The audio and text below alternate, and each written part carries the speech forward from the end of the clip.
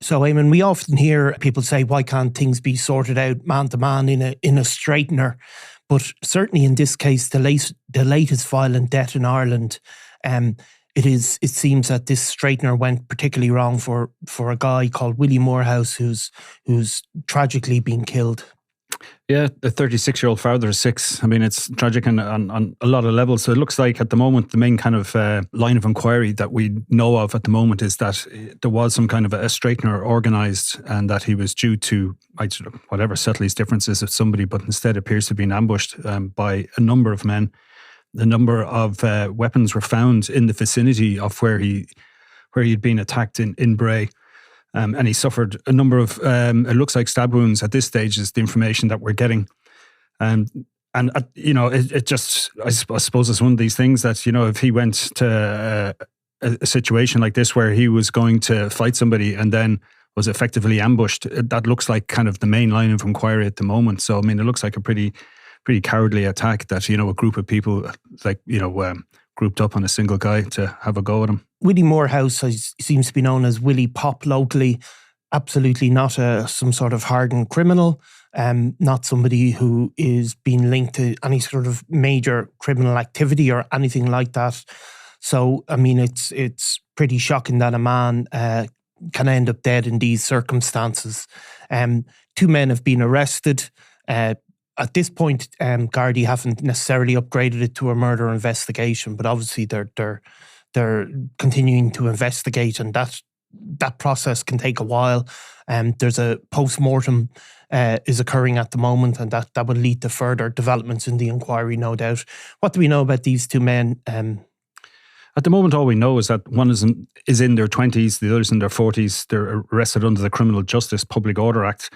And they're currently being detained, as far as you know, in a County Wicklow Garda station. And that is it. Now, whether there's no indication as to whether these men were at the scene or anything, the way these investigations work. Yeah. It'll often be, if somebody could even be at the very outer edges of it, won't tell them where somebody is. I mean, that's why you have all these kind of arrests that can happen, and it's not necessarily in connection with any serious crime themselves, but they might be seen as shielding someone. Of course, we won't know at this stage if there's charges later on or during the week, or if there are more arrests. We'll get to hear more then at that stage. Yeah, because often the guards kind of can pick up sometimes people on the outskirts of it. If, as you said, something is found, and then that can lead more directly to the chief suspects.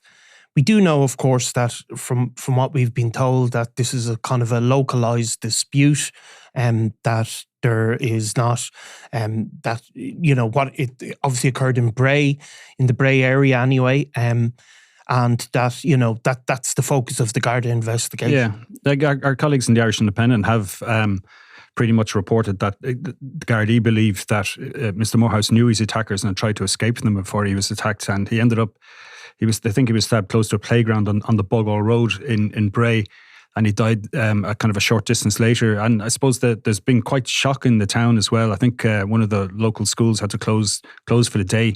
They didn't want children going by basically a murder scene with guards in their forensic gear and the forensic tent. Erected, trying to explain to children what happened. So obviously there was an element of protecting children from that. So, I mean, it's something that has seeped through. I mean, there's been tributes to him from certainly one woman who I think initially discovered the body out looking for a dog at the time. And she spoke about hearing a row near the community centre. She's no idea if Willie Moorehouse was involved in this row, and then kind of found him, and he was described as having suffered a head injury and an abdominal injury as paramedics worked on him. And then, of course, his sister also spoke to one of our colleagues as well yesterday as well. Yeah. And gave a little bit more detail about him and, kind of described him in much more glowing terms. Yeah, because, of course, he's a father of six, and I think his family had said how he was due to become his partner, who he was due to marry, was due to have his seventh child. So somebody that would be deeply embedded in the community. His sister spoke to the Irish Independent and said he was due to be a dad in 4 months' time, and he has other children. This is my third brother gone. Willie was harmless and nice. He was very, very funny. He was at the wrong place at the wrong time. He was well known in Bray. Everyone knew Willie as Willie Pop. So, I mean, obviously they're, a particularly horrible way for somebody to learn of the death of their brother under such violent circumstances. Like, obviously this wasn't a prearranged kind of bare knuckle fight, which can sometimes be used to settle these disputes, and something that you've written about, Eamon, over the years. Those sort of bare knuckle fights, which are obviously highly illegal, and if Gardaí are aware of them or aware of them occurring, they will go in and break them up for sure and make arrests. But they do have their own kind of rules, I suppose, where there would be referees. It's, fair play men, is it? And things like that. Yeah, you would have, I mean, in the past, it would have been kind of, I suppose, a patriarchal figure in a clan would have been the person standing up to do the fight. And there would have been, I suppose, few and far between in the past. And I suppose in the birth of the digital era, with more call-out videos getting easier to make, they started to happen at all sorts of levels. But yeah, like in terms of, I mean, like a fair fight is when there's two fair play men, and they come from they're kind of seen as neutral arbiters, and if there's any stake money on it, they will hold the money. And the two fighters will fight, and while there's no breaks, there are certain rules that will be agreed to, like biting and gouging and that sort of thing. Yeah. But I mean, if you have sometimes a bare knuckle fight can descend into what they call a dirty fight, which is someone trips over and boots start flying, or people who've come to watch start joining in. Emotions can run high, particularly if it's a matter of honour or perceived honour or something like that. So I mean, well, and definitely in the past, like while they've been seen as a way of settling a dispute, they often just give rise to another round of a reason to start fighting again, or to continue the feud if somebody has been, they felt they've been, I suppose, unfairly judged by one of the fair play men. It can even broaden out the feud as well. So I mean, it doesn't necessarily solve anything. Of course, and the social media around it all can escalate things that might have been at one point in time actually settled a lot quicker, but this isn't what happened in this case. This isn't some sort of arranged bare knuckle fight as far as we know. It's much more ad hoc sort of situation, and he seems to, obviously he was ambushed by a number of men is the information we have. Yeah, I know. It doesn't, there isn't any suggestion that it was any one of these kind of pre-organised bare knuckle fights where people are going to turn up to video it, and there's been a kind of whole series of call-out videos, in the lead up to it over some, major kind of point of honour. It's nothing like that. I mean, it does, as kind of the information that we have is that it was very much a localised dispute. Yeah. You'll probably find that there's been something bubbling away for years between various members of different families or whatever. And unfortunately, Willie Moorehouse was the one who ended up, I suppose, bearing the brunt of this, it looks like. Yeah. So look, I mean, the way it'll go now is there's the area, I think, is still sealed off this morning anyway. The forensic investigation will continue. The guards then tend to have to kind of search the area, see if there's evidence there.